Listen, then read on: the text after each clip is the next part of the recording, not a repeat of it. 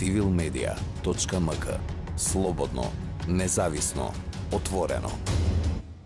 Државната изборна комисија треба да ги спроведе законите што ги донесува собранието. Го слушнавме и министерот нечим помеѓу другото истакна тој фингерпринтот, значи што е донесен законот. Меѓутоа јас често пати кажувам и како пратеник и во собранието сум истакнал дека во Македонија ние немаме проблеми со донесувањето на законите. Ние немаме проблеми со законите во оваа држава. Проблемите во нашата држава е имплементацијата на законите. Сега министерот не е тука, меѓутоа кога го реферирам на една од неговите пресконференции, самиот министер Мајчич рече дека во Македонија законите не се имплементираат, за жал, како што треба. Значи, тоа не го кажувам јас, го кажува министерот, да беше тука сигурно ќе го потврдеше, пошто таа е негова изјава. Значи, и за фингерпринтот, пазете сега, законот беше донесен, требаше да се имплементира. Ние имавме предвремени избори во Пласница и во Штип, што не беше спроведен. Сега не знам ја, пошто јас сум единствен тука од представниците што не сум правник, јас сум математичар. Меѓутоа, така сум слушнал дека, значи фактички законот, ако некој ја обжали ова, значи ќе добие, значи ќе испадна дека изборите во Штип и Пласница биле нелегитимни, незаконски, не знам, можеби ќе ме демантираат.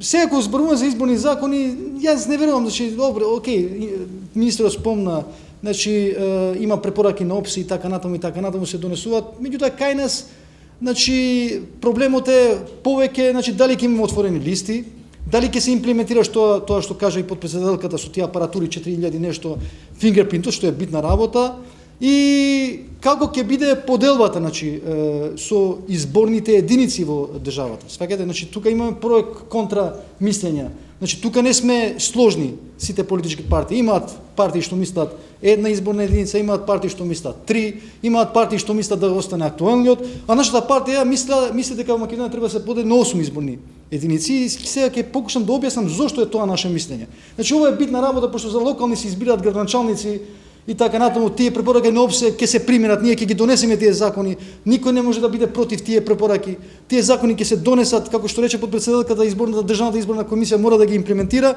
меѓутоа дали ќе ги имплементираме и дали ќе се имплементираат, тоа не знаеме. Јас, значи ќе се навратам малку во историјатот, ќе ми дозволите, ако го надминам времето ќе ме допреш, пошто имам некои податоци, пошто знаете што, ако тргнуваме наназад од историјата, ние секогаш епистемиолошки сме наклонети да веруваме дека ќе се повтори историјата. Сега треба да веруваме обратно, дека нема да се повтори историјата. Знаете што? Значи првиот изборен модел 90-та година со 120 мнозински модел пратеници имаше, јас сум бил многу млад, и Дитмира била многу млада, и Арбер бил многу млад тогаш. Не знаеме, значи сме били ученици сигурно. Во тоа јас студент сигурно, малку постар сум од да, значи во тоа време јас сум прочитал, значи историја малку, значи се е извршен класичен геримандер се вели, еден збор што се кроени така што да бидат наклонети кон една политичка партија или една политичка припадност. Значи ова е нивно мислење, сигурно знаете, Дерела сигурно знае. Вие сте, Дерела сигурно знае. И Кондарко мислам знае ова работа. Да, знаеме. Значи тоа е фактички оценка. Геримандер сум слушнал, значи заради таква наклонетост. Тоа продолжи до 1994 година. Во трите парламентарни избори имавме пропорционален модел, не пропорционален, мешан. 85 пратеника се избира со мнозински, 35 со пропорционален. Тек 2002 мислам е донесен законот каде што имаме пропорционален модел според сегашниот модел со 6 изборни единици, Македонија е поделена така што и во тоа време, значи, се дозволило 3% разлика да има помеѓу една и другата изборна единица. Во тоа време, значи, разликата била максимално 6300. Значи во тоа време, значи тие што го кроеле законот го запазеле ова работа. Ја запазеле ова работа, значи максимум било 6300 гласа разлика меѓу шеста како најголема изборна единица со најголем број на гласачи и не знам која, нема врска. Имам тука, значи сум извадил некои податоци, да не губам време сега да ги видам, нешто ќе ги гледам сигурно. Сега што е работата? Дека ова не е во ред и ние дека ги прекршуваме и законите што ги усвојуваме е со текот на времето, ако одиме се навраќаме малку во историјатот. Еве сега ќе покажам, ќе ви напоменам. Значи во 2006 да речеме, првиот и последен пат е зголемен бројот на гласачи во Република Македонија и тоа за една огромна бројка. Пазете, 77.153 гласачи повише има. Тоа е огромна бројка. После 2006 немаме таков феномен. Така? Тоа е прво. Еве, да речеме, зошто нема врска една и повеќе изборни единици, па после повторно ќе се навратам. Значи, во тоа време, албанците освоиле, да речеме, за албанците ќе кажам, зошто со една изборна единица не оти албанците губат. Значи, јас сакам да аргументирам зошто 8 е логично и научно повише, пошто кај нас науката никогаш не се зела во предвид. За жал. Кај нас, реков, дневно-политички интереси се направени, значи се кроени овие работи. Значи, албанците тогаш зеле 28 пратеници, а со една би освоиле 25. Да, по тоа време постоела разлика. И истото се случила 2008, 29, со една изборна единица би имале 26. Меѓутоа, 2011, албанските партии имаат 25, со една изборна единица би имале 26. 2014, албанските партии имаат 27, со една изборна единица би имале 28. 2016 имаат 20 пратеника освоиле, со една изборна единица би освоиле 27.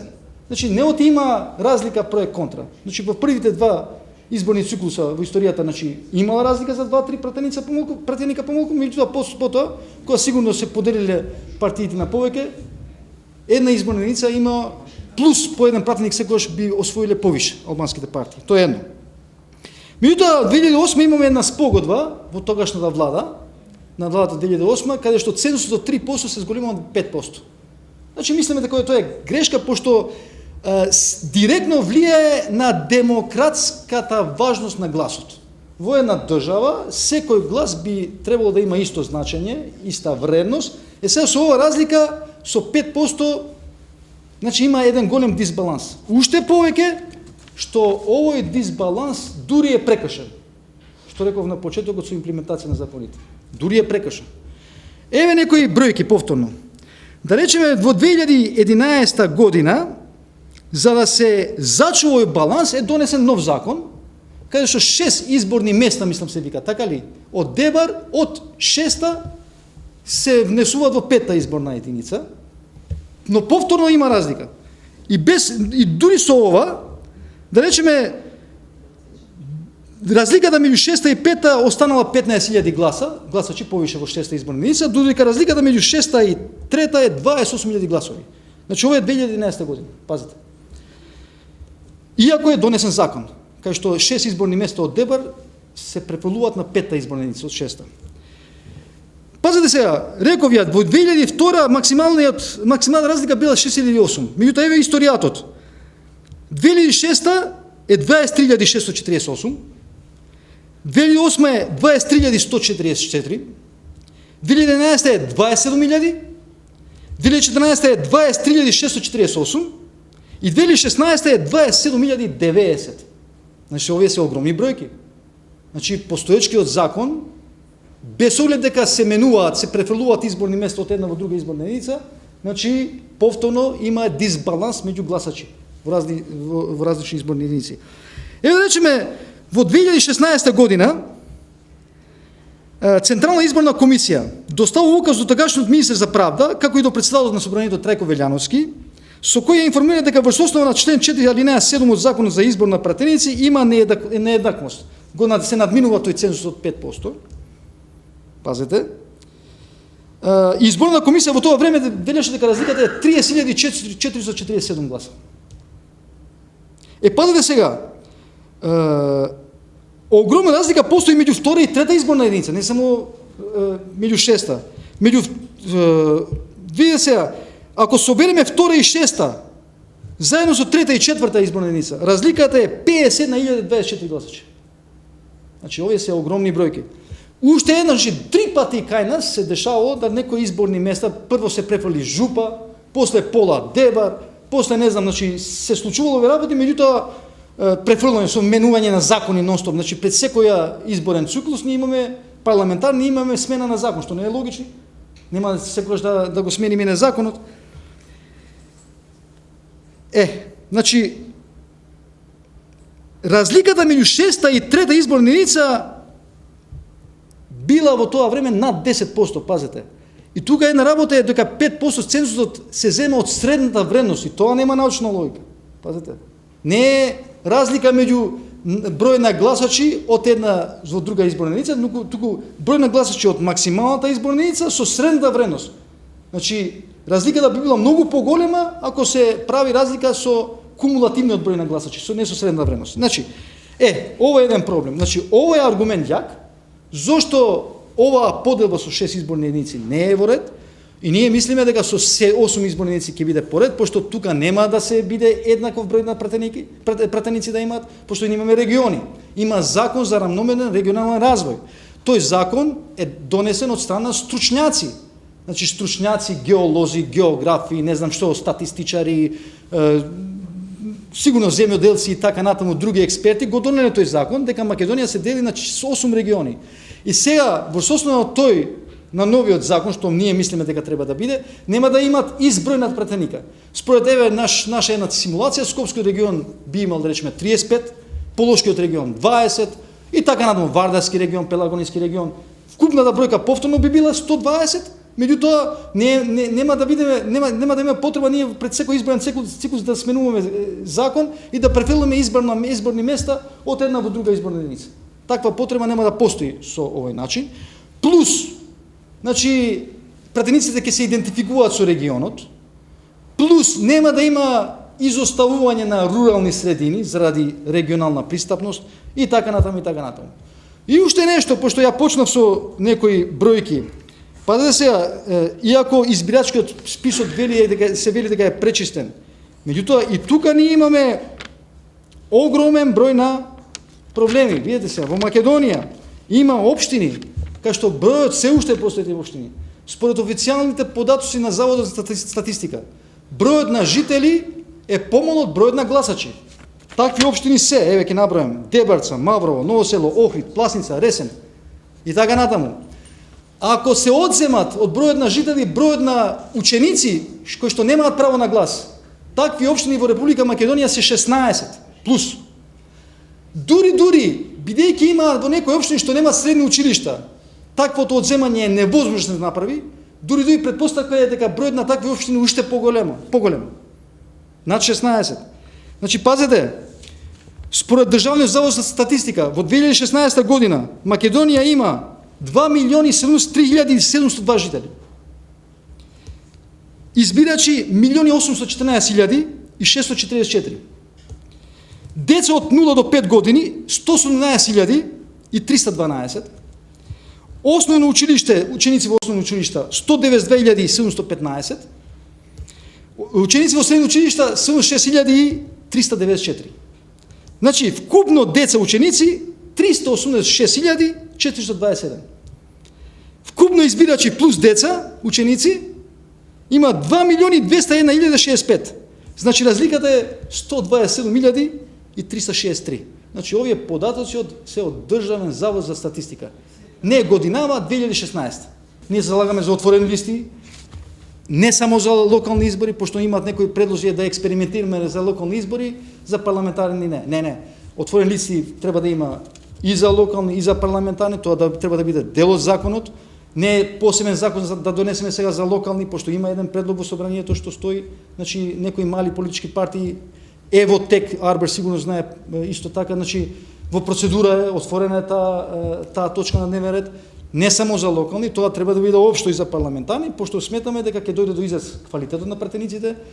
Лидерите нема да имаат таа автономија да изберат кого сакаат, пошто мора да дојде и демократскиот капацитет, квалитетот на пратениците и граѓаните ќе имаат демократска можност да изберат, меѓутоа и фактички не секој ќе има храброст да кандидира. Ние мислам дека сме докажале со досегашниот пристап, со досегашната наша работа, дека се залагаме во интерес на граѓаните. Тоа историски може повторно да се навратиме. Вие знаете дека и кога бевме многу послаба политичка партија, со само 2-3 пратеника, значи после останавме со само двајца, со 3 пратеника, ние знаеме дека ние бланко ги дадовме нашите гласови за да се смени правничниот режим. Тоа знае и господинот Заев, ги знаат сите. не поставивме никаков услов, се сеќавате. Значи, целта беше режимот да се смени, да дојде до нова власт. Очекувањата беа големи, сега не зборуваме дали се исполни тие очекувања или не. Се разбира, ние имаме многу забелешки, приметби, критики, исто така и кон сегашната власт. Ние сме истакнали не еднаш дека значи, груевизмот сега се заменува со заевизмот, нашето мислење. Меѓутоа, тоа е тоа. Значи, тоа беше една работа.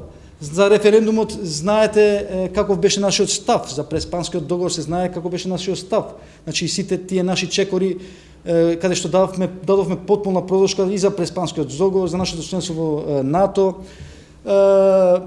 Ние дури и за време на председателските избори, каде што имаме свој кандидат во втор круг, секој очекуваше дека ќе ги бойкотираме. Сета македонска јавност знае дека ние не ги бойкотиравме тие председателски избори. Дури наши членови излегоа и гласаа. Фактички тој еден придонес, да решиме, значи фактички не правевме проблем за исполнување на цензусот. Нели е така?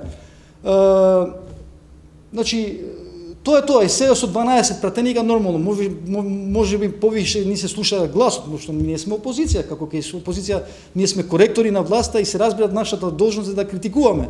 Нашата должност е да ги напоменеме тие забелешки и така натаму. Да овие локални избори, ние освен тие 3 општини кај што имаме градоначалници, да добиеме минимум уште 3-4 други општини и во тој случај апсолутно ќе покажеме кон јавноста дека сме сериозна политичка партија и кој што претендира да биде сериозна членка на идната власт. Civilmedia.mk. Слободно, независно, отворено.